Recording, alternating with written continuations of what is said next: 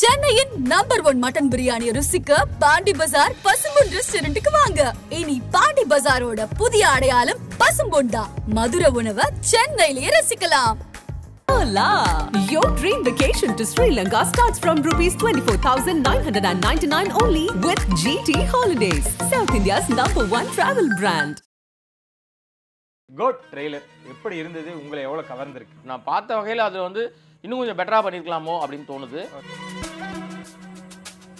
மகிழ்ச்சியான விஷயம் என்னன்னா, இதுக்கு முன்னாடி வந்த நிறைய படங்கள் எல்லாம் விஜய் படத்துல விஜய் மட்டும் தான் இருப்பாரு, வேற யாரையும் வந்து இதுல பண்ண மாட்டாங்க. இப்ப பாத்தீங்கன்னா எல்லாருக்கும் ஸ்பேஸ் இருக்கு. ஒரே ஒரு சீன்ல தான் வராரு நம்ம ஒய்ஜி மகேந்திரன். ஒரே சீன், அது ட்ரெய்லர்லயே வந்துருச்சு. அதுதான் சீனு. லைன் ஆல்வேஸ் லைன் அப்படின்னு சொல்ற விஷயம் இருக்குல்ல, இது வந்து அவருக்கான ஒரு மாச கிரியேட் பண்ணுறது. அரசியல் படம் இல்லைன்னு வெங்கட் பிரபு சொல்லி சால்ஜாப் தான் பண்றாரு, ஏமாத்துறாரு. ஆனா அரசியல் டைலாக் தான் வச்சிருக்காரு. உங்களை லீட் பண்ண புது லீடர் வராரு, காதுல வந்து நீங்க பூ வைக்கலாம். இந்த படத்துக்கு உண்டான ப்ரொமோஷன் ஆடியோ லான்ச் தான். ஏன்னா விஜய் வந்து அந்த குட்டி ஸ்டோரிலாம் சொன்னாதான் அடுத்த கட்டத்துக்கு நகரும். ஆனா அவங்ககிட்டையும் கேட்டப்ப விஜய் தான் முடிவு பண்ணணுன்றாங்க. இருக்கா இல்லையா? ஆடியோ லான்ச் நடத்துறது ரொம்ப கஷ்டம். ஏன் கஷ்டம்னா, ஆடியோ லான்ச்சில் அவர் என்ன பேசினாலும் இப்போ ஏற்கனவே குட்டி கதைங்க சொல்லிட்டு அந்த தாக்கம் மாநாட்டுக்கு எதிரொலியா மாறுற விஷயத்துல அவரு விரும்பல. வெங்கட் பிரபு அவங்க ஷேர் பண்ணியிருந்தாங்க. படத்துக்கு முன்னாடி கூட கால் பண்ணி மங்காத்தா விட நல்லா பண்ணணும் அப்படின்னு சொன்னதாகவும், ட்ரெய்லர் பார்த்துட்டு சூப்பராக இருக்குடா அப்படின்னு சொன்னதாகவும் ஷேர் பண்ணியிருந்தாங்க. இதுதான் அஜித் அவர்களான. ஏற்கனவே நம்ம அஜித்தை பற்றி நிறைய பேசியிருக்கோம். இயல்பே அஜித்தினுடைய இயல்பு வந்து ஒருவரை பாராட்டணும், ஒருத்தரை பிடிக்கும் அப்படின்னா அதில் எந்த மாற்றமும் உள்ள வச்சுக்கிறாள்லாம் கிடையாது. வேட்டையனுடன் மோத போகிறது கங்குவா அப்படின்ற ஒரு விஷயம் மாற்றிங்க. கங்குவாவோடு மோதுகிறது வேட்டையன். ரஜினி தான் பெரிய இல்லை. முக்கிய நிலை உடனுக்குடன் குறிஞ்சி வேலையை தெரிஞ்சுக்கல ஆதன் செயலியை டவுன்லோட் பண்ணுங்க. டிஸ்கிரிப்ஷன்ல லிங்க் இருக்கு. ஆதன் சிமா நேரில் அனைவருக்கும் ஒரு பெரிய வணக்கம். Welcome to show. இன்னைக்கு நம்ம கூட கோடாங்க நினைஞ்சிருக்காங்க. நிறைய கேள்விகள் இருக்கு. அண்ணா வணக்கம். வணக்கம். எப்படி இருக்கீங்க? நல்லா இருக்கேன்ப்பா. சிறப்பு. கோட் பத்தி தான் பேச இன்னைக்கு நான் உங்களை அழைச்சிருந்தேன். அதுக்கு முன்னாடி ஒரு ஹாட் நியூஸ் வந்திருக்கு. வேட்டையனுடன் மோத போகிறது கங்குவா அப்படின்ற ஒரு விஷயம் மாத்திங்க. கங்குவாவோடு மோதுகிறது வேட்டையன். ரஜினி தான் பெரிய பெரிய நடிகர் தான், அதுல மாற்றமே இல்லை. ஆனா ஆல்ரெடி வந்து இந்த டேட் அனௌன்ஸ் பண்ணது கங்குவா. அதை ஒத்துக்கிறீங்கல்ல? ஆமா. அப்ப என்ன பண்ணோம்னா, நீங்க வந்து ரியாலிட்டி என்னமோ அதான் பேசணும். யார் முதல்ல வந்து அறிவிச்சிருக்காங்க? கங்குவா. அப்புறம் வேட்டையன் வந்திருக்கு. வேட்டையன் வெர்சஸ் கங்குவான்னு சொல்றத நிறுத்திட்டு இப்ப கங்குவா வெர்சஸ் வேட்டையன்னு நம்ம சொன்னோம்னா அது ஆடியன்ஸ் சைட்லயும் கரெக்டுன்னு ஒத்துப்பாங்க. காரணம் என்னன்னா, படம் ரிலீஸ் ஆன பிறகு நீங்க வேட்டையன் வந்து கங்குவா விட மிஞ்சி போகுது, இல்ல அது கலெக்ஷன் அல்லது, அது தனி ரகம். ஏன்னா ரஜினியினுடைய ஒரு பெரிய மாசுக்கு முன்னாடி சூர்யா வந்து கம்மி தான், அதுல மாற்றமே இல்லை. அது அவங்களே ஒத்துப்பாங்க. சரிங்களா? நம்ம ரஜினியோட திறமையோ மதிப்பையோ மரியாதையோ அவருடைய எந்த விதமான விஷயத்தையும் குறைச்சி மதிப்பிடலை. இங்கே வரும்போது யார் முன்னாடி ப்ரியாரிட்டி தானே பார்க்கணும். நீங்கள் ப்ரியாரிட்டி இவர் அறிவிச்சிட்டாரு.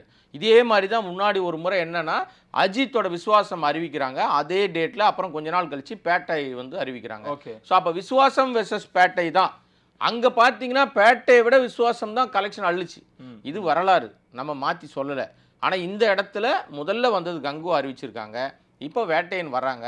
ரெண்டு பேரும் மக்கள்கிட்ட வந்து நிற்கும் போது எதை மக்கள் கொண்டாடுகிறாங்க. அப்புறம் நடிகர்களுக்கு தனியாக இருக்கும் ஃபேன்ஸு, அதை விட்டுருங்க. ஆடியன்ஸ் சைடில் யாருக்கு வந்து சினிமா ரசிகர்கள் யாரை கொண்டாடுறாங்கன்னு வெயிட் பண்ணி தான் பார்க்கணும். ஓகே. ஆனால் அந்த கங்குவா அப்படின்றது அவரோட படங்களே, சூர்யாவோட படங்களே அதிகமான பட்ஜெட்டில் எடுத்த படம். நிறைய லாங்குவேஜில் ரிலீஸ் ஆகுது. ரொம்ப நாள் தவம் அப்படின்லாம் சொன்னாங்க. ரொம்ப நாளுக்கு அப்புறமும் அவர் படம் ரிலீஸ் ஆகுது. ஏன்னா இப்போ அந்த காம்படிஷன் பார்க்கும்பொழுது இவங்க விலகிற வாய்ப்புகள் இருக்கா? இல்லை, ஏற்கனவே அவர் வந்து ஒரு வார்த்தை சொல்லியிருக்காரு முன்னாடியே. யார்? ஞானவேல் ராஜா. அது என்ன முடிவு எடுப்பாங்கன்றதெல்லாம் நமக்கு அறுதிட்டு சொல்ல முடியாது. அந்த நேரத்தில் விலகணும்னு அவசியமே இல்லை. நான் என்ன சொல்ல வரேன்னா, எந்த படம் வந்தாலும் 4 படம் வந்தாலும், முன்னாடிலாம் பார்த்தீங்கன்னா ஒரு 10 வருஷத்துக்கு முன்னாடிலாம் தீபாவளியா பொங்கலா இந்த மாதிரி ஃபெஸ்டிவலில் 4 பெரிய ஹீரோக்கள் படம் வரும். 4 படமே நல்லா இருந்தால் ஓடும். ஆடியன்ஸ் பார்க்கறதுக்கு ரெடியாக இருக்காங்க. ஏன்னா அப்போ ஒரு 10 வருஷத்துக்கு முன்னாடி இந்த தியேட்டரோட அந்த அதிக எண்ணிக்கையில் தியேட்டர்ஸ்கள் இருந்துச்சு. இப்போ அதிக எண்ணிக்கையில் ஸ்க்ரீன்ஸ் இருக்குது. வித்தியாசம் இருக்குது. தியேட்டரை விட ஸ்க்ரீன் ஜாஸ்தி ஆயிடுச்சு. ஒரு மல்டிப்ளெக்ஸ் தியேட்டருக்குள்ளே போனீங்கன்னு வச்சுங்களேன், அங்கே வந்து பார்த்தீங்கன்னா ஒரு 10 ஸ்க்ரீன் இருக்கும். ஆனால் வந்து அது ஒரு தியேட்டர் தான் சொல்லுவாங்க. ஸ்க்ரீன் ஜாஸ்தி, சீட் கெப்பாசிட்டி ஜாஸ்தி. இப்போ எல்லாமே நிறைய இடங்களில் வந்து மால் நிறைய வந்துருச்சு, மல்டிப்ளெக்ஸ் தியேட்டர்ஸ் நிறைய வந்துருச்சு, அங்கே ஸ்க்ரீன் அதிகமாகிடுச்சு. நீங்கள் ஒரு படத்துக்கு வந்து இப்போ நம்ம ஒரு 800 ஸ்க்ரீன் இருக்குது, 900 ஸ்க்ரீன் தமிழ்நாட்டில் இருக்குதுன்னு வச்சிங்களேன்.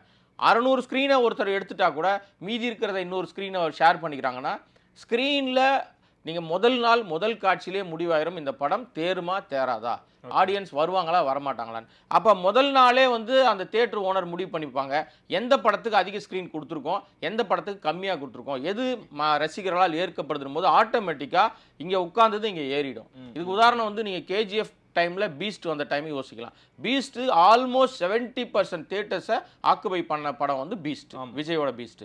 அந்த டைமில் கேஜிஎஃப் ரிலீஸ் பண்ணாங்க, அது 30% தான் உள்ளே வந்துச்சு. ஆனால் படம் ரிலீஸ் ஆன உடனே இமீடியட்டாக அதுக்கான நெகட்டிவ் ரிவ்யூஸ், படம் வந்து இப்படி இருக்குது அப்படி இருக்குன்னு கலவையான விஷயங்கள்லாம் வர ஆரம்பித்த உடனே ஆட்டோமேட்டிக்காக கேஜிஎஃபோட ஸ்க்ரீன்ஸ் இன்க்ரீஸ் ஆச்சு. இது வரலாறு. என்ன காரணம்னா இதுதான் ஆடியன்ஸோட நிலைப்பாடு. அதை தான் தியேட்டர்காரங்களும் விரும்புவாங்க. படம் எதுக்கு மக்கள் உள்ளே வராங்களோ அதை ஆட்டோமேட்டிக்காக யாரையும் கேட்கல மாட்டாங்க. நான் ஸ்க்ரீனை குறைச்சிக்கிறேன், நான் ஸ்க்ரீனை கூட்டிக்கிறேன், அது அவங்க தியேட்டர். அவங்க எல்லாத்தையும் காசு கொடுத்து வாங்கியிருக்காங்க, இல்லை அவங்க ஏதோ கமிட்மெண்ட்டில் வாங்கியிருப்பாங்க. எப்படினாலும் அவங்களுக்கும் ஒரு புரிதல் இருக்கும். அந்த அடிப்படையில் எது நல்லா போகுதோ அதுக்கு ஸ்க்ரீனை மாற்றிடுவாங்க. ஓகே, அதெல்லாம் நம்ம தவிர்க்கவே முடியாது. இது பல லாங்குவேஜில் வருது. ஓகே, பல லாங்குவேஜில் வரும்போது இவங்க வந்து ஏதோ தமிழை மட்டும் மையப்படுத்தி இந்த டேட்டை ஃபிக்ஸ் பண்ணியிருக்க மாட்டாங்க. ஆல் ஓவர் த வேர்ல்டு அவங்க வந்து ஒரு இது வரைக்கும் சூர்யா படத்தில் இத்தனை லாங்குவேஜில் ஒரு படம் வந்ததே கிடையாது. பேன் இண்டியாவை தாண்டி பேன் வேர்ல்டு லெவலுக்கு போகுது அது. அப்போ அவங்க எங்கெங்கேயோ கொண்டு போகிறதுக்கு பிளான் பண்ணியிருப்பாங்க. அப்போ அந்த தேதியை வந்து முன்னாடியே ஃபிக்ஸ் பண்ணியிருப்பாங்க. இந்த ஊரில் இந்த டேட், இந்த ஊரில் இந்த டேட், இந்த நாட்டில் இந்த டேட்னு ஃபிக்ஸ் பண்ணியிருப்பாங்க. அது எல்லாம் கொலாப்ஸ் ஆகும். என்னதான் அவர் வந்து ரஜினி படத்துக்கு ரஜினி மீது மரியாதை வச்சு ரஜினிக்காக ஒரு பெரிய ஓப்பனிங் இருக்குது, ரஜினிக்கு ஒரு பெரிய மாஸ் மார்க்கெட் இருக்குது அப்படின்றதுனால மதிப்பு வச்சு அவர் விலகணும்னு நினச்சா கூட வேறு நாடுகளில் ரிலீஸ்க்கு இவங்க பிளான் பண்ணி இப்போவே அதுக்கான முன்னேற்பாடு விஷயங்கள் பண்ண ஆரம்பிச்சிருப்பாங்க. அப்போ அதெல்லாம் கொலாப்ஸ் ஆகும் இல்லையா? அப்போ தமிழுக்காக மாற்றுறதுன்றது சாத்தியமில்லாத விஷயம். இதையும் பார்க்க வேண்டி இருக்குது. லைக்காவை ரஜினி அவர்கள் வந்து தான் காப்பாற்றணுமா அப்படின்றதும் ஒரு கேள்வி இருக்குது. ஏன்னா சமீபத்தில் அவங்க எடுத்த படங்கள் எதுவும் பிஸ்னஸ் ரீதியாக சரியாக போகலை. எப்படின்னு எடுத்துக்கலாமா? இல்லை, லைக்கா வந்து ஃபினான்ஷியல் கிரைசஸில் இருக்கிறாங்கன்றது வந்து உண்மைதான். ஆனால் அது இந்தியாவில், உலகம் முழுக்க நிறைய தொழில் இருக்கு. சரி, அங்கெல்லாம் அவங்களுக்கு ஒன்றும் காசு பிரச்சனையே கிடையாது. இங்கே வந்து அவங்க வேறு நாடுகளில் இருக்கிற நிதியோ விஷயத்தையோ இங்கே கொண்டு வந்து முதலீடு பண்ணுவதற்கு அங்கேருந்து பணத்தை எடுத்துகிட்டு வரதுல நிறைய சிக்கல் இருக்கு, சட்ட சிக்கல். இங்கே ஒன்றிய அரசாங்கம், பாஜக அரசாங்கம் உள்ளே வந்த பிறகு நிறைய வெளிநாட்டு முதலீடுகள் இங்கே வர்றதுலேயே நிறைய கட்டுப்பாடுகள் இருக்கு. ஸோ அந்த அடிப்படையில் இவங்க வந்து இங்கேயே எல்லாத்தையும் ரொட்டேட் பண்ணிட்டு இருக்காங்க. லைக்காக போய் எங்கேயா கடன் வாங்கணும்னு வந்து அவசியம் இல்லை. அவங்க போய் கடன் வாங்கியிருக்காங்க. அன்பு செல்வன் கடன் வாங்கியிருக்காங்க, பல பேர்கிட்ட அவங்க கடன் வாங்கியிருக்காங்க. அந்த கடனை அவங்க திருப்பி அடைக்கிறாங்க, திருப்பி கொடுக்குறாங்க.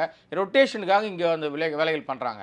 இப்போ நீங்கள் அவங்க எடுத்த படங்கள் எல்லாமே அவங்களுக்கு வந்து பேக் ஃபயர் ஆயிடுச்சு. இப்போ இந்தியன் 2 வந்து அவங்க எதிர்பார்த்த அளவு பெருசாக போகலை. அதுக்கு முன்னாடி நிறைய விஷயம் தொடங்கினதுலேருந்து இந்த படத்துக்கு பயங்கர லாஸ், விபத்துகளை சந்திச்சுது, இழப்பீடுகள் கொடுத்தாங்க, கோர்ட்டில் கேஸ், அப்படி நிறைய போச்சா.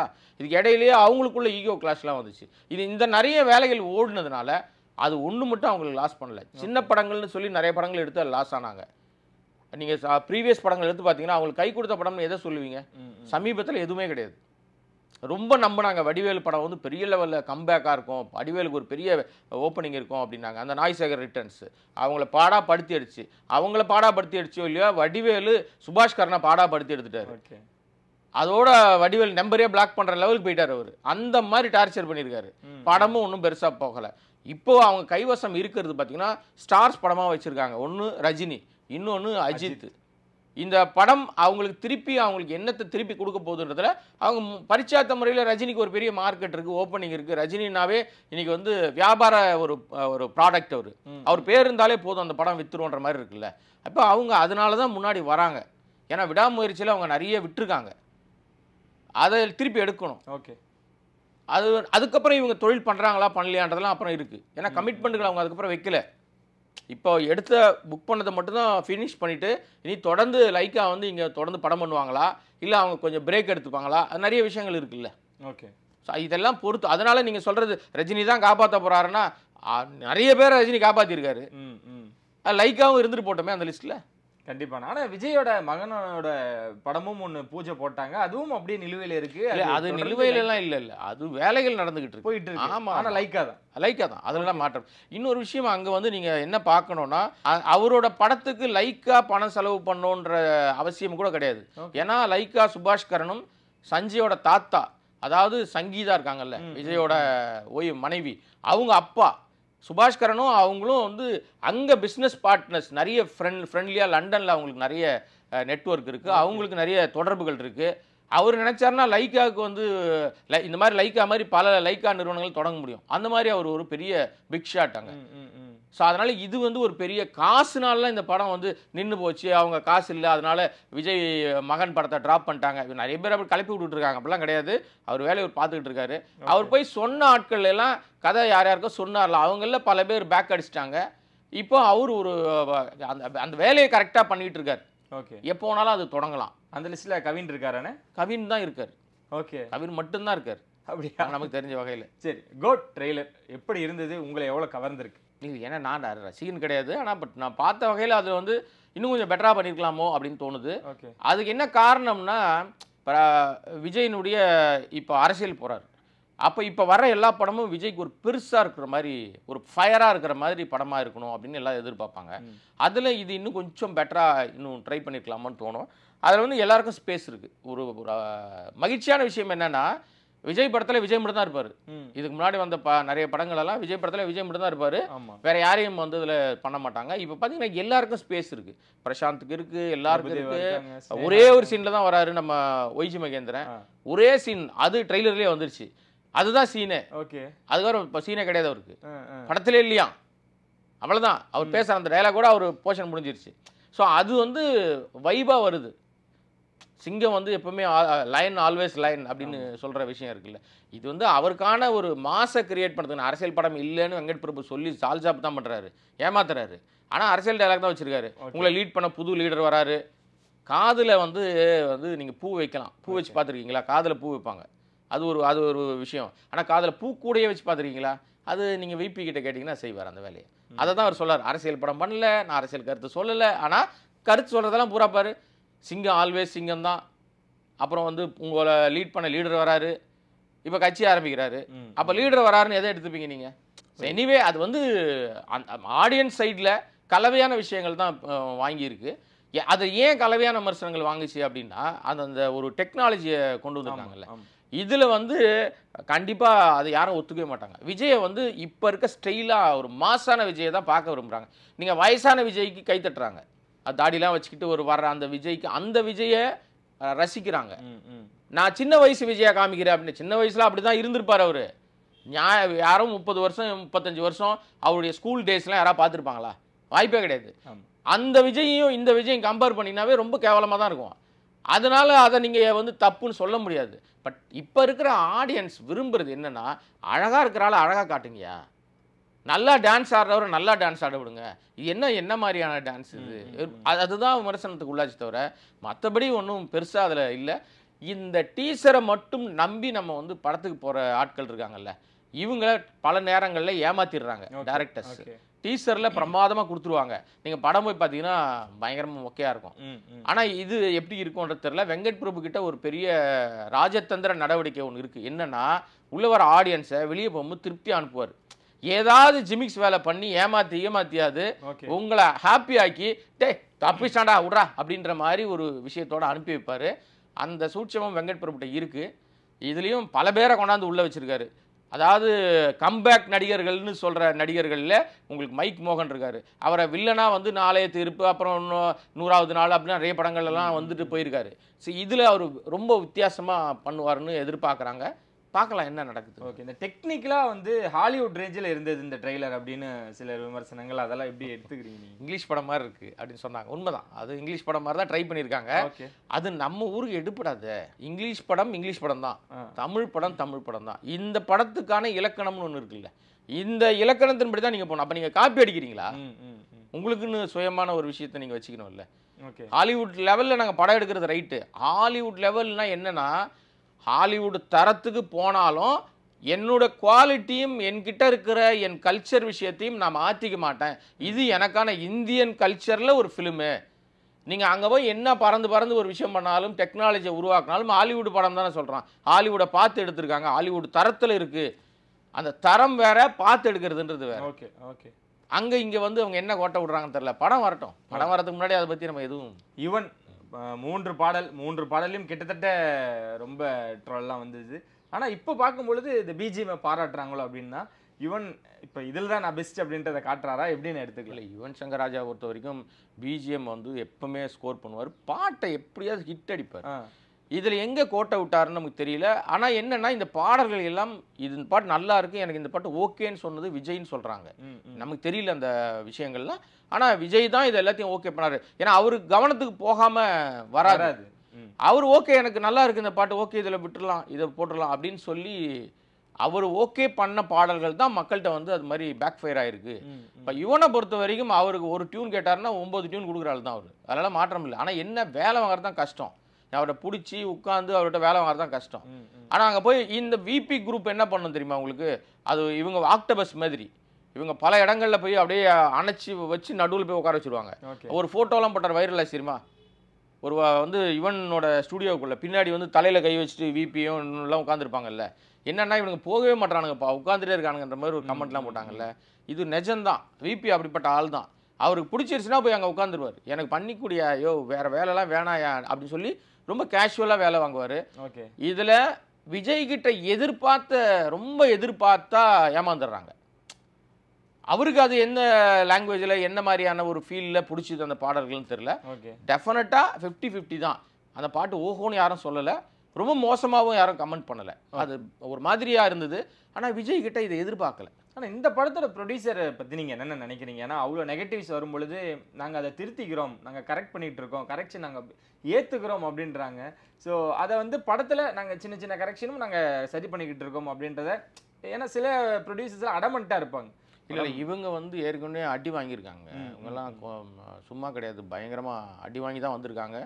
செகண்ட் திங் என்ன அப்படின்னா, ஒரு படம் எடுக்கிறது, படத்தை எடுத்து மக்கள்கிட்ட கொடுக்குற விஷயத்தில் வந்து ஃபைனலாக எங்கே வந்து நிற்கும் அப்படின்னா தியேட்டரில் தான் வந்து நிற்கும். ஆமாம். அதுவும் இவங்க கையில் இருக்குது. அப்போ ஆடியன்ஸோட பல்ஸ் எல்லாம் உங்களுக்கு தெரியுது இல்லை? இப்போ நீங்கள் ஒரு விஷயம் நம்ம உட்காந்து பேசுகிறோம், யூடியூப்பில் பேசிகிட்டு இருக்கோம், அது மக்கள்கிட்ட போய் சேரும்போது உட்காந்து ஏதோ அவனுக்கு பேசிகிட்டு இருக்கானுங்கடா, வாய்க்கு வந்த மாதிரி பேசுகிறாங்கடான்னு கமெண்ட் அடிக்கிற ஆட்கள் இருக்காங்கல்ல. இது கிடையாது. ஆனால் ஆடியன்ஸாக இருக்காங்கல்ல தியேட்டரில், அவன் அடிக்கிற கமெண்ட்டையும் அவங்க ஒரிஜினலாக கேட்க முடியும். ஏன்னா தியேட்டர் வச்சுருக்காங்க. அப்போ நம்ம சொல்கிறதையும் அவங்க சொல்கிறதையும் அவங்க கம்பேர் பண்ணி பார்த்தா இந்த படத்தில் இவ்வளோ குறை இருக்குது, இவ்வளோ பிரச்சனை இருக்குது, இதில் வந்து டெக்னாலஜி தப்பாக பண்ணியிருக்காங்க, இது மக்கள்கிட்ட எடுபடலை அப்படின்ற விஷயம் இருக்குல்ல. நீங்களும் பேசியிருப்பீங்க, நானும் பேசியிருப்பேன், நம்மளை மாதிரி பல பேர் பேசியிருப்பாங்க, அதை ஆடியன்ஸும் பேசியிருப்பான்.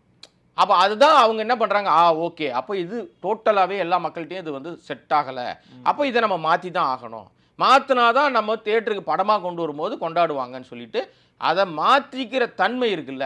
அப்போ அவங்க வியாபாரத்தில் ஜெயிக்கிறாங்கன்னு அர்த்தம். நீங்கள் எப்போ உங்களை திருத்திக்கிறேன், மாற்றிக்கிறேன், நான் என்னென்ன ஓகே நான் கரெக்ட் பண்ணிக்கிறேன்னு சொல்லிட்டு நீங்கள் வர்றீங்களா, உங்களுக்கான வெற்றி வந்து உங்கள் பக்கத்திலே இருக்குன்னு அர்த்தம். நீங்கள் வெற்றி எடுத்துக்கலான்னு அர்த்தம். அடமெண்ட்டாக இருந்தாங்கன்னு வச்சிங்களேன், நான் கொடுக்குறது தான் கரெக்டு, என்னை மிஞ்ச ஆளே இல்லை அப்படின்னு சொன்னால், சமீபத்தில் ஒரு படம் வச்சு செய்கிறாங்க பாருங்கள், அது ஓடிடியில் வந்த பிறகு ரொம்ப மோசமாக செய்கிறாங்க பாருங்கள். இவங்கெல்லாம் ஆரம்பத்தில் என்ன சொன்னாங்கன்னா, இந்த படம் ஆகா ஓஹோனாங்க, இதுன்னு மறைச்சி பேச ஒன்றுமே இல்லை, இந்தியன் 2 பற்றி தான் சொல்கிறேன் நான். ஏன் சங்கர் மாதிரி ஒரு இயக்குனரே கிடையாதுறாங்க, உண்மையிலேயே ஒரு மாதிரி ஒரு இயக்குனர் இல்லை தான். அப்படிப்பட்டவர் எப்படி இந்த படத்தை கொடுத்தாருன்னு ஒரு எல்லாரும் கேள்வி வருது. ஆமாம். இப்போ இதுவே இப்படி இருக்குடா, ராம் சரணோட கேம் சேஞ்சர் என்ன பண்ணி வச்சிருக்காரு திருடான்னு பயப்படுறாங்க எல்லாரும். அவங்கெல்லாம் வந்து அடமெண்ட்டாக நான் கொடுத்தா கரெக்டாக இருக்கும்னு இறங்கி வரவே இல்லை. பட் இவங்க சொல்கிறதுக்கு காரணம் என்னன்னா, காசு போட்டிருக்காங்க, மக்கள்கிட்ட கொடுக்கணும், மக்களுக்கு பிடிக்கணும், போட்டது திருப்பி எடுக்கணும், இவ்வளோ பிரச்சனை இருக்குல்ல. இவங்களே முதலாளி, இவங்களே காசு கொடுக்குறாங்க. பட் இங்கே சங்கர் மாதிரி நபர்களுக்கெல்லாம் லைக்கா ஏதோ பெரிய நிறுவனம் காசு கொடுத்தாங்க, அது என்ன வந்தாலும் வரலனாலும் லாஸ் அவங்களுக்கு தான், நிறுவனத்துக்கு தான். ஸோ நிறுவனமே இறங்கி வருது. இப்போ லைக்காவே இறங்கி வந்து ஐயோ இது வேலைக்கு ஆகாதுங்க, நாங்கள் மாற்ற போகிறோம், இந்தியன் 3ல நிறைய சேஞ்ச் பண்ண போகிறோம்னு இறங்கி வந்தாங்கன்னா, அப்போ அவங்க தப்பிக்கிறதுக்கு என்ன வழி இருக்குன்னு தேடுறாங்கன்னு அர்த்தம். அதனால தான் இவங்க இறங்கி வந்ததனோட விளைவு வெற்றியை எடுக்கணும்னு ஆசைப்படுறாங்க. பட் நல்ல மூவ் இது. இந்த படத்துக்கு உண்டான ப்ரொமோஷன் ஆடியோ லான்ச் தான். ஏன்னா விஜய் வந்து அந்த குட்டி ஸ்டோரிலாம் சொன்னாதான் அடுத்த கட்டத்துக்கு நகரும். ஆனால் அவங்ககிட்டையும் கேட்டப்ப விஜய் தான் முடிவு பண்ணணுன்றாங்க. இருக்கா இல்லையா? ஆடியோ லான்ச் நடத்துறது ரொம்ப கஷ்டம். ஏன் கஷ்டம்னா, ஆடியோ லான்ச்சில் அவர் என்ன பேசினாலும் இப்போ இன்னைக்கு இது வந்து ப்ரீவியஸாக விஜய் ஆடியோ லான்ச்சில் பேசினா அது பெருசாக எடுபடாது. அவர் பேசின விஷயங்கள் சினிமா தாண்டி பரபரப்பாக ஓடும். இன்னைக்கு வந்து என்னன்னா, நான் ஏன் அந்த எடுப்பட விஷயத்த பேசுகிறேன்னா, அவர் என்ன பேசினாலும் இப்போ அரசியலாக மாறிடும் அது. ஆனால் அரசியல் கட்சி தலைவராகிட்டார். அப்போ இவர் இப்போ செப்டம்பர் 5 படம் ரிலீஸ் ஆன பிறகு மாநாட்டை நோக்கி நகர்றாங்க அப்படின்னு ஒன்று விஷயம் போயிட்டு இருக்கு இல்லையா? இப்போ மாநாட்டில் அவர் என்ன பேசுவார்? ஏற்கனவே குட்டி கதை இங்கே சொல்லிட்டு அந்த தாக்கம் மாநாட்டுக்கு எதிரொலியாக மாறுற விஷயத்தில் அவர் விரும்பலை. அப்போ டைரெக்டாக நம்ம அங்கே போயிடுவோம். ஆல்ரெடி இந்த படம் வந்து நீங்கள் வந்து டீசர்லேயும் விஷயங்கள்லையும் நெகட்டிவாக பாசிட்டிவ் ஏதோ ஒரு விஷயத்தில் கோட்டை பற்றி பேச ஆரம்பிச்சிட்டாங்க. பரபரப்பாக ஓடிக்கிட்டு அப்படியே ஓடட்டும், ஒன்றும் பிரச்சனை கிடையாது. ஆடியோ லான்ச் வச்சு தான் நம்ம பண்ணோம். ஆடியோ லான்ச்சுக்கு எங்கே இடம் பிடிப்பீங்க? நேரு ஸ்டேடியம் பார்த்தா இப்போ இருக்கிற நிலைமைக்கு அந்த குறைவான ஆட்கள் இவருடைய இவர் ஒரு பெரிய மாஸ் கிரியேட் பண்ணி காமிக்கணும்னா அந்த கூட்டம் அங்கே பத்தாது. ஒரு கல்லூரிகள் அப்படின்னா இப்போ அவர் அரசியல் கட்சி தலைவராக மாறிட்ட பிறகு கல்லூரிகளில் இடம் பிடிக்கிறதும் பிரச்சனை. நீங்கள் வந்து காலேஜ் அவங்க பர்மிஷன் நிர்வாகம் கொடுத்தா கூட ஆளுங்கட்சி தரப்புலேருந்து என்ன முடிவு சொல்லுவாங்க, அவங்களுக்கு தொடர்ச்சியான ஏதாவது வேறு ஏதாவது அழுத்தங்கள் வருமா நம்ம சொல்ல முடியாது. சரி, ஸோ இது எல்லாத்தையும் கருத்தில் கொண்டு ஆடியோ லான்ச்ன்ற விஷயத்தை ஓரம் கட்டிட்டு, ஏன்னா பண்ணுறதா இருந்தால் இந்த 1 வீக்கில் பண்ணணும், ஒரு 10 நாளில் பண்ணணும் அவங்க. ஏன்னா செப்டம்பர் 5 படம் ரிலீஸு. ஒரு வாரத்துக்கு எப்போவுமே ஒரு மாதத்துக்கு முன்னாடி பண்ணிடுவாங்க, அது அந்த மாதம் ஃபுல்லாக ஓடும். நீங்கள் முந்தைய படத்தில் ஆடியோ லான்ச்சில் ஆரம்பித்தது படம் வரைக்கும் போச்சு, பரபரப்பு கிரியேட் ஆச்சு. அதே மாதிரி தான் இதுவும். நீங்கள் வந்து என்ன நினைக்கிறாங்கன்றது அவர் நினைக்கிற விஷயத்தை யாராலையும் கணிக்கவே முடியாது. ஏன்னா அவர் ஃபுல்லாக இப்போ அரசியல் வேலை தான் பார்த்துட்டு இருக்காரு. டெய்லி ஆஃபீஸ் போகிறாரு. டெய்லி ஆஃபீஸ் வேலையில் என்ன பார்க்குறாருன்னா சினிமாவெல்லாம் பார்க்கல, முழுக்க அரசியல் வேலை. என்ன பண்ணுறது ஏது பண்ணுறது, கொடி அது இதுன்னு எல்லா வேலையும் பார்த்துட்டு இருக்காரு. இதை தாண்டி எவ்வளோ க்ரௌடு எடுத்துகிட்டு வர போகிறோம், அந்த க்ரௌடுக்கு என்னெல்லாம் நம்ம வசதிகள் செஞ்சு கொடுக்க போகிறோம், எங்கேயும் தப்பு நடந்துடக்கூடாது, எங்கேயும் வந்து கூட்டம் வருவங்களுக்கு எதுவும் தப்பாயிடக்கூடாது. ஏன்னா சாதாரண ஒரு இசை நிகழ்ச்சியிலேயே ஒரு 1.5 லட்சம் பேர் திரண்ட இடத்துலேயே பிரச்சனை ஆயிடுச்சு. 50,000 பேர் தரல வேண்டிய இடத்துல 1.5 லட்சம் பேர் வந்துட்டான். எல்லாருக்கிட்டையும் பாசஸ் இருந்து ஏஆர் ரஹ்மானோட இசை நிகழ்ச்சி சொல்கிறேன் நான். அவள் எவ்வளோ குளறுபடி ஆச்சு, அங்கே அந்த ரோடே ஸ்தம்பிச்சு மாட்டுச்சு. முதலமைச்சருடைய கான்வாயே ராங் சைடில் போகிற மாதிரி சூழ்நிலை வந்துச்சு. இப்போ இது எல்லாம் அந்த இடத்துலையும் இருக்கும் இல்லை. இப்போ இவங்க பல இடங்கள் சூஸ் பண்ணி வச்சுருக்காங்க. அதில் பல இடங்களுக்கு அட்வான்ஸே கொடுக்குற லெவலுக்கு போயிட்டாங்க, கடிதம் கொடுத்துருக்காங்க. சரி, மாநில அரசு அழுத்தம் இருக்குது, பிரச்சனை இருக்குன்னா ஒன்றியத்திலையும் போய் இடம் கேட்டாங்க. உதாரணத்துக்கு பொன்மலை ரயில்வேயோட அந்த இடம், அங்கே பல இடங்கள் திருச்சியில் அங்கேயும் இடம் பார்த்தாங்க. அந்த இடமும் ஏற்கனவே மாநாடுகள் நடத்தின இடம் தான், அரசியல் மாநாடு நிறைய ஜெயலலிதாலாம் அங்கே நடத்தியிருக்காங்க.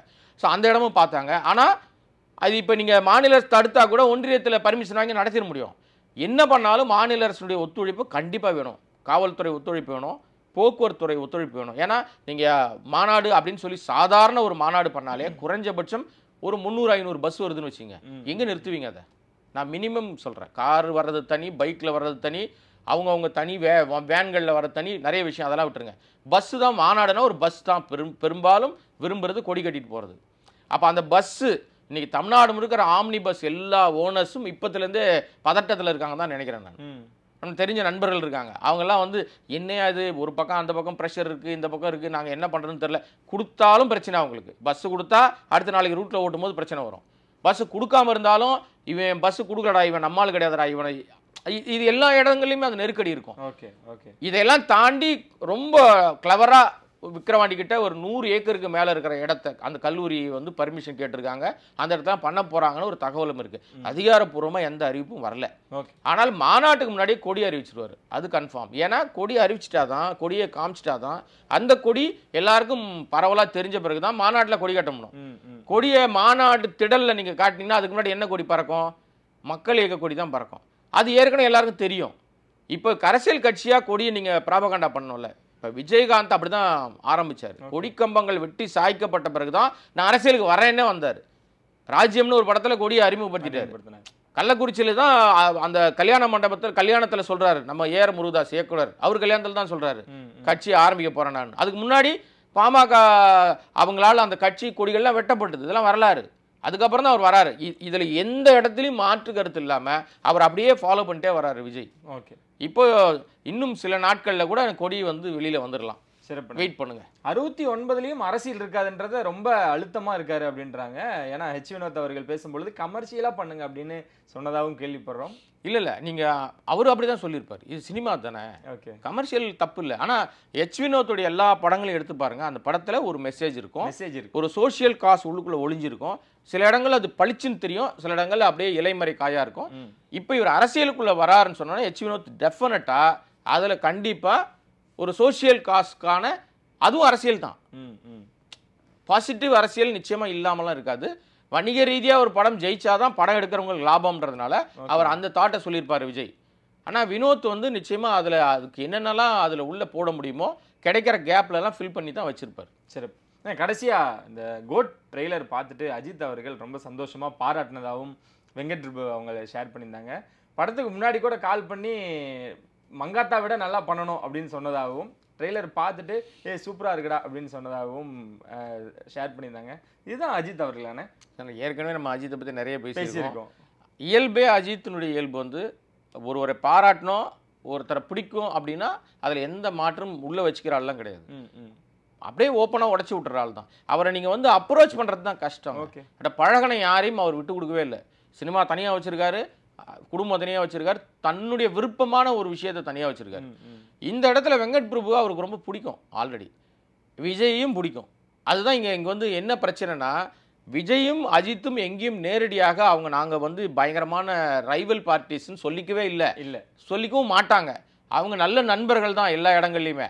இங்கே கீழே இருக்கிற அவங்களுக்கு ஒரு ஹேட்டர்ஸ்க்கு என்ன வேணும், ரசிகருக்கு என்ன வேணும்னா அந்த படம் வரும்போது ஏதாவது ஒரு பூம் வரணுன்றதுக்காக ஏதோ பண்ணிகிட்டு இருக்காங்க. இப்போது நல்ல நண்பன் படம் அப்படின்னு சொல்லும்போது அந்த வாழ்த்து விஷயத்த வெங்கட் பிரபு ஏன் வெளியில் சொல்கிறாரு?